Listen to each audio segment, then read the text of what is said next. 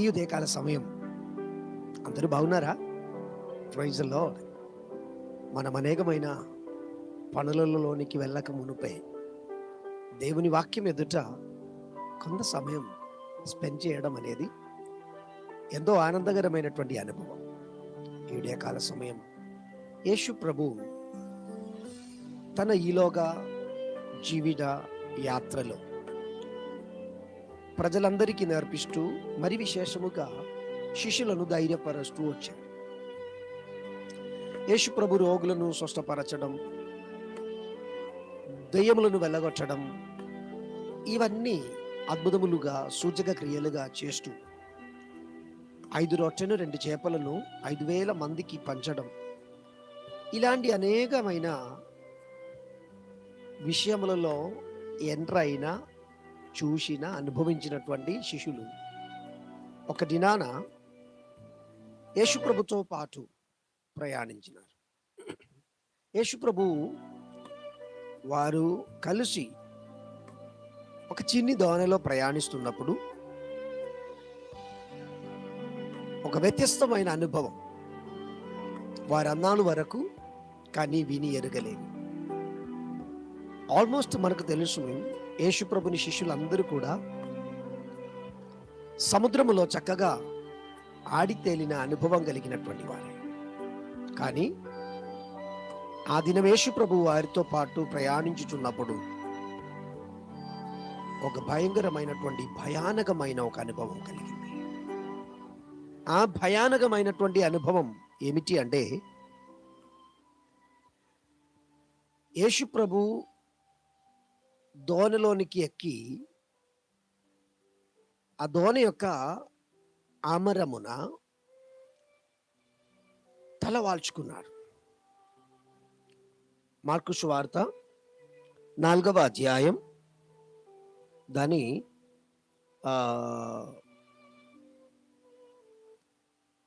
37వ వచనంలోనికి మనం వచ్చినట్లయితే, అప్పుడు పెద్ద తుఫాను రేగి ఆయన ఉన్న దోణ మీద అలలు కొట్టినందున దోణి నిండిపోయెను. ఆయన దోణి అమరమున తలగడ మీద తల వాల్చుకొని నిద్రించుచుండెను. చూడండి, అలలు రేగుతుంది, తుఫాను ఉంటుంది. ఇవన్నీ కూడా ఆ దోణను చాలా భయపెట్టించినటువంటి స్థితిలోనికి వెళ్ళిపోతుంది. అందులో ఉన్న శిష్యులు అందరూ కూడా భయాక్రాంతులయ్యారు. గురు ఒకవైపు చక్కగా నిద్రపోతున్నారు. గురువును లేపొద్దు అని వారు అనుకున్నారు. వారి స్వయ ప్రయత్నములు వారు చేశారు. యేసు ప్రభును మంచి చక్కగా గుర్తెరిగినటువంటి వారే ఈ శిష్యులు. యేసు ప్రభు ఎవరో అనేది గుర్తించిన వారే శిష్యులు. యేసు ప్రభు నిరంతరం చేస్తూ వచ్చినటువంటి ఆ పరిచర్యలో కాస్త తను విశ్రాంతి తీసుకున్నాడు కదా, లేపకూడదని వారు ఆశించి వారి స్వయ ప్రయత్నములు చేశారు. దోణ మునగకుండా ఉండడానికి వారి దండు చాలా ప్రయత్నములు చేశారు. దోణలో పడినటువంటి నీళ్లను చేది చేది చేది చేది వారు అలసిపోయారు. కానీ గుర్తించండి, ఆ తుఫాను కానీ అలలు కానీ యేసు ప్రభును లేపుతలేదు. యేసు ప్రభు చక్కగా నిద్రించుచున్నారు ఆ దోణిలో. వారి చేతి నుండి స్వయ ప్రయత్నం అన్ని విఫలమైపోయిందని అర్థం చేసుకున్నటువంటి శిష్యులు ఒక్క మాట వారి ప్రభును పిలిచినారు. బోధకుడా, మేము నశించిపోతున్నాము. వారి చేతి నుండి ప్రయత్నం విఫలమైందని అర్థమైనటువంటి శిష్యులు కేకలు వేర్చి పిలిచాడు. బోధకుడా, మేము నశించిపోగుచున్నాము అని పిలిచారు. తను తీసుకొని వెళ్ళినటువంటి శిష్యులకు కలిగిన కలవరములలో, వేదనలలో వారు పిలిచిన పిలుపుకు ప్రభు వెంటనే లేచారు. అప్పుడే లేచారు. నీవు కూడా పిలువాల్సిన ఆలస్యం, పిలిస్తే ప్రభుని దోణలోనే లేచి నిలబడతారు. తుఫాను లేపలేని, అలల యొక్క సప్పుడు లేపలేని ప్రభు తనకిష్టులైన, తనకు ప్రియులైన, తను పిలువగానే తను వెంబడించినటువంటి శిష్యుల యొక్క పిలుపు మేరకు లేచాడు. బోధకుడా, ఈ పగల్ నీవు కూడా పిలవగలమా? నా యజమానుడా, నా తండ్రి, యేసయ్యా అని నీవు ఈ పగలు పిలవగలిగితే నీ దోనలో ప్రభు ఉన్నాడమ్మా, నీ దోనలో ప్రభు ఉన్నాడయ్యా. ఆ ప్రభు లేచి నీ దోనను సమాధానంగా నడిపిస్తాడు. లేచిన ప్రభు వెంటనే 39వ వచనములో, అందుకు ఆయన లేచి గాలిని గద్దించి నిశ్శబ్దమై ఊరకుండుము అని సముద్రముతో చెప్పగా గాలి అణగి మిక్కలి నిమ్మలమాయను. ఈరోజు నెమ్మది లేని అనుభవంతో కూడిన జీవితం నీవు ప్రయాణిస్తున్నామా? ఈ లోకమనబడు సముద్రములో నీ కుటుంబమును చిన్ని దోనె, లేదా నీ యొక్క చిన్ని బిజినెస్, చిన్ని వ్యాపారం అలలతో కొట్టుమిట్లాడుచున్నామా? సహోదర, ప్రభు నిన్ను అద్దరెక్కి నడిపించడానికి సమర్థుడవై ఉన్నాడు. అందుకే ఆయన పరలోకపు మహిమను విడిచి లోకములో ఒక శిశువుగా జన్మించినాడు. ఈ సీజన్ ప్రభుని జననమును వేడుకున్నటువంటి, ప్రఘోషిస్తున్న దినములే. నా ప్రియమిత్రమా, అలలతో కొట్టుమిట్లాడుచున్నా, సమస్యలతో కొట్టుమిట్లాడుచున్నా, కలవరముతో కొట్టుమిట్లాడుచున్నా, భయముతో కొట్టుమిట్లాడుచున్నటువంటి నీ జీవితాన్ని శాంతముగా, ప్రశాంతముగా అద్దరెక్కి నడిపించడానికి నీ దోణి యొక్క అమరమును ఆ ప్రభుకి ఇవ్వగలరా? యేసుప్రభు చెప్పాడు, మొదటిగా తన రాజ్యమును, నీతిని వెతుకుడి అని చెప్పిన దేవుడు నీ జీవితంలో ఉన్న ప్రథమ స్థానం, నీ కుటుంబంలో ఉన్న ప్రథమ స్థానం, నీ బిజినెస్లో ఉన్న ప్రథమ స్థానం ఈ దినమందు నీ ప్రభువుకు ఇవ్వగలిగితే ఆయన పరాజితుడు కాదు, పాదాళమును జయించిన దేవుడు, మరణమును జయించిన దేవుడు, 3వ దినం తిరిగి లేచిన దేవుడు, సగేల మానవ జాతి కోసం పాపపరిహారార్థ బలిగా మరణించి తిరిగి లేచిన దేవుడు నీ కోసం ఉన్నాడు. నీ పాపం, నీ శాపం నిన్ను వెంటాడుచున్న వ్యక్తిగా, అలలతో కొట్టుమిట్లాడుచున్నటువంటి అనుభవం కలిగిన వ్యక్తి అయి నీవు ఉండొచ్చు. నిర్దోషమైన, నిష్కలంకమైన, అమూల్యమైన రక్తం నీ పాపమును కడిగి వేయడానికి, నీ దోషమును దూరపరచడానికి, నీ శాపమును తొలగించడానికి సర్వశక్తి కలిగినదై ఉంటుంది. ప్రభునందలి విశ్వసించండి. ప్రభు నీ హృదయంలో నివసించడానికి ఇష్టపడుచున్నాడు. నీ జీవితం అనబడు చిన్ని దోనను ప్రభువుకు అప్పగించండి. ప్రభు నిన్ను చేయి విడువడు, నిన్ను ఎడబాయడు. నీవు సగల విధమైనటువంటి ప్రయత్నములు చేస్తూ నీ బిజినెస్లో నీ ఓటమి అనుభవించుచున్న వ్యక్తి కావచ్చు. నాకు సహాయపడడానికి ఎవరు లేదు, నాకు ఎక్కడ చూసిన సమస్యలే అని నీవు పదే పదే పలుకుచున్న వ్యక్తి కావచ్చు. ప్రభు నిన్ను పిలుచుచున్నాడు. నీ దోనె యొక్క అమరం, నీ బిజినెస్ యొక్క ప్రథమ స్థానం ప్రభువుకి ఇవ్వగలిగితే ప్రభు నిన్ను నడిపిస్తాడు. నీకు విరోధంగా రేగుచున్న అలలను అణిచివేయడానికి, నీకు విరోధముగా ఉప్పొంగుచున్నటువంటి అలలను అణిచివేయడానికి, నీ దోనను అత్తలకుత్తలం చేయడానికి ప్రయత్నిస్తున్నటువంటి గాలిని అణుకతొక్కడానికి ప్రభుకు అధికారం ఉంది. కారణం అఖిలాండ డాగమును సృజించిన సృష్టికర్తనే నీ హృదయంలో నివసించుచున్నాడు. ఆ ప్రభుకి ఈ సమయమందు నీ హృదయమను ఇవ్వండి. కుటుంబంలో నెమ్మది లేదని, సమాధానం లేదని, బిజినెస్లో పరాజయమని, ప్రయాణములలో సమాధానం లేదని, పిల్లల భవిష్యత్ ఏమవుతుందో అని అనేక రకాలైనటువంటి అలలు లాంటి సమస్యలు నిన్ను ఆగం చేయడానికి అపవాది గాలిగా మారి నీ మీదికి రేగుచున్నప్పుడు గుర్తుంచుకోవాలి, వాటి మీద అధికారం కలిగిన వాడు ఒక్కడున్నాడు. సశ్రద్ధం నిన్ను వీక్షించుచున్నటువంటి దేవుడు ఈ పగలు నీ కొరకు వేచి ఉన్నాడు. నీ స్వయ ప్రయత్నముతో అలసిపోయావా? నీ స్వయ ప్రయత్నముతో అల్లాడిపోయావా? ప్రభు నిన్ను రక్షించుటకు సమర్థుడవే. నీ చేతులను ఆ ప్రభుకి ఇవ్వగలడా? నీ హృదయమును ఆ ప్రభుకి ఇవ్వగలడా? ఆయన నిశ్చయముగా నిన్ను నడిపించుటకు సమర్థుడవై ఉన్నాడు. ఆయన నీ దోణి యొక్క అమరమున లేచి నిలబడితే జరగబోయే కార్యం ఇదేనండి. అందుకైన లేచి గాలిని గద్దించి నిశ్శబ్దమై ఊరకుండుమని సముద్రముతో చెప్పగా గాలి అణిగి మిక్కిలి నిమ్మలమాయెను. స్తోత్రం. హల్లెలూయా. నీ కుటుంబంలో ఈ రోజు ఒక ప్రశాంతత ఇవ్వడానికి, నీ కుటుంబంలో ఒక సమాధానం ఇవ్వడానికి, నీవు అడుగు పెట్టుచున్న స్థలంలో ఈ పగలు నీకు విజయం కావాలా? నీ చేస్తున్న బిజినెస్లో ఈ పగలు విజయం కావాలా? నీ పిల్లల భవిష్యత్తు గురించి ఉన్నటువంటి అంగలార్పు తొలగిపోవాలా? నీ జీవితంలోనికి ప్రభువును ఆహ్వానించండి. ప్రభువా, ఈ లోకమనబడు సముద్రములో నానా రకాలైనటువంటి సమస్యలతో నేను అల్లాడిపోతున్నాను. ఈ చిన్ని దోణ మునిగిపోతుందేమో అని నేను భయపడుచున్నానయ్యా. నన్ను రక్షించండి, నా కుటుంబమును రక్షించండి, నా పిల్లలను రక్షించండి. ఎన్నో రకాలైనటువంటి సమస్యలు, ఒక అలలు ఆగిపోగానే ఇంకొక అలలు రేగినట్లు ఒక సమస్య ఆగిపోగానే ఇంకొక సమస్య నీకు విరుద్ధముగా రేగుతున్నావా?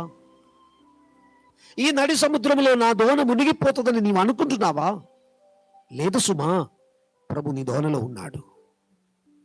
నీ దోణలో ప్రభు ఉన్నాడంటే ఆయన నిన్ను అద్దరికి నడిపిస్తాడు.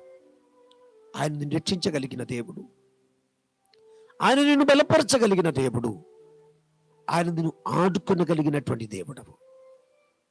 అనారోగ్యం నిన్ను వెంటాడుతుందా? అసమాధానం నిన్ను వెంటాడుతుందా? భయం నిన్ను వెంటాడుతుందా? యేసు ప్రభు తన శిష్యులతో ఒక మాట అడిగారండి. అప్పుడు ఆయన, మీరెందుకు భయపడుచున్నారు? మీకింకను నమ్మిక లేక ఉన్నారా అని ప్రభు అడిగారు. స్టాప్. మీరెందుకు భయపడుచున్నారు? నేను లేడా మీతో కూడా?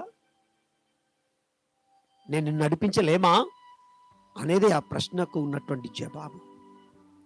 యశుప్రభు అడిగేది అదే. నీవు నన్ను నమ్మి నన్ను వెంబడించుచుండగా నేను లేడా నీకు? ఈ లోకములో కన్న తల్లి తన బిడ్డను మరుచునా, నేను మరువను ఎడబాయను అని చెప్పిన దేవుడే కాదా నిన్ను పిలిచేది?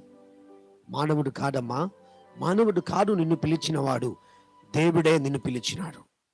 ఆ ప్రభు కొరకు జీవించడానికి నీ హృదయమును నీ సమర్పించినట్లయితే ప్రభు నిశ్చయముగా నిన్ను జయప్రదముగా నడిపిస్తాడు. ఏదేమైనా సరే, ఏది ఎలా ఉన్నా సరే ప్రభు నిన్ను విడిచిపెట్టడు. నీకు సుఖం ఉన్నప్పుడు మాత్రం కాదు, నీకు ఆరోగ్యం ఉన్నప్పుడు మాత్రం కాదు ప్రభు నీతో కూడా వచ్చేవాడు. ఆపత్కాలమున నమ్మతగిన సహాయకుడవై, స్తోత్రం, ఆ ప్రభు నీతో కూడా రావడానికి ఇష్టపడుతున్నాడు. ఆయనకు అవసరం నీ హృదయమే.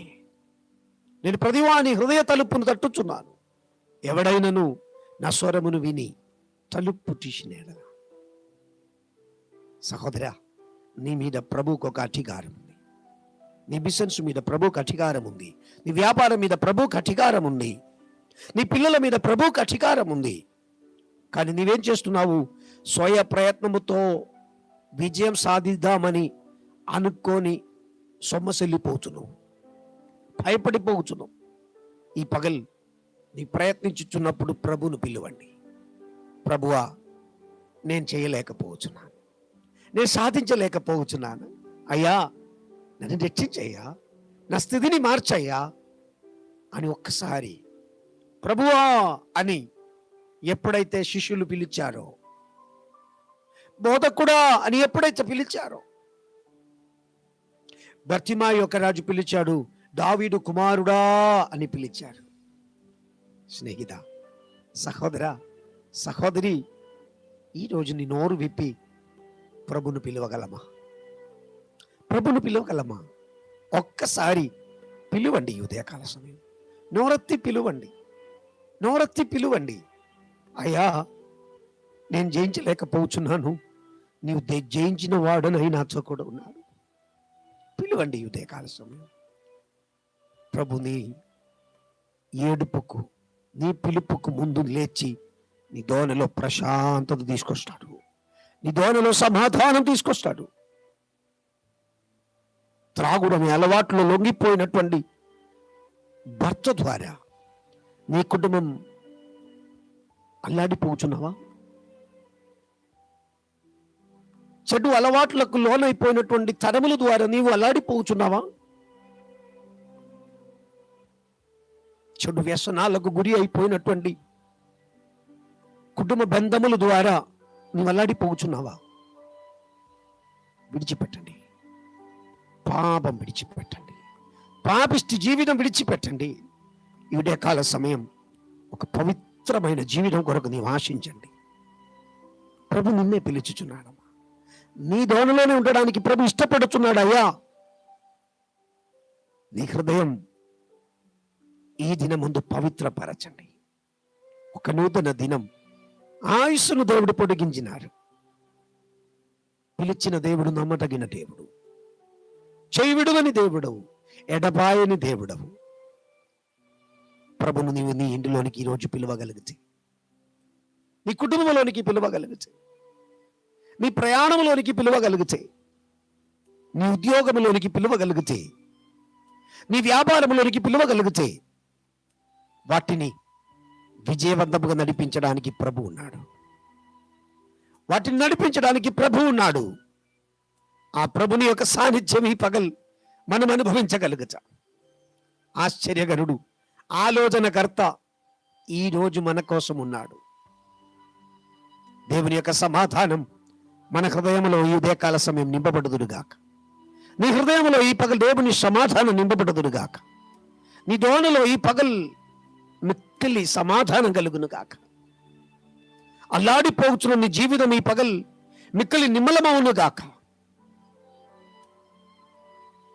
ఎస్, ప్రభు నీకు సహాయం చేయబోచున్నాడు. ప్రభు నిన్ను లేవనెత్తబోచున్నాడు. ప్రభు నీకు విజయం ఇవ్వబోచున్నాడు. నీ భయపడుచున్నావా? నీ హృదయం కలవరపడద్దని చెప్పిన దేవుడు ఈ పగలి దోణలో లేచి నిలబడి ఉన్నాడు. ఆయన సమర్థుడవండి, ఆయన బలవంతుడవు, ఆయన అద్భుతములను చేయగలిగిన జీవం కలిగిన దేవుడవు. ఆ ప్రభుని ఎదుట ఈ పగల్ మనం సాగిలపడగలిగితే, స్తోత్రం, ఈ పగల్ ఆయన ముందు నీవు నమస్కారం చేస్తే నిన్ను దాటిపోయే దేవుడవు కాదు. ఎన్ని వేదనలున్నా, ఎన్ని బాధలున్నా ప్రభు ఉన్నాడు నీ దోనలో. నీవిగా ఉండనివాడు కాదు. ఎందరూ నీకు లేదని నీవు అనుకున్నా ప్రభు నీ దోనలోనే ఉన్నాడు.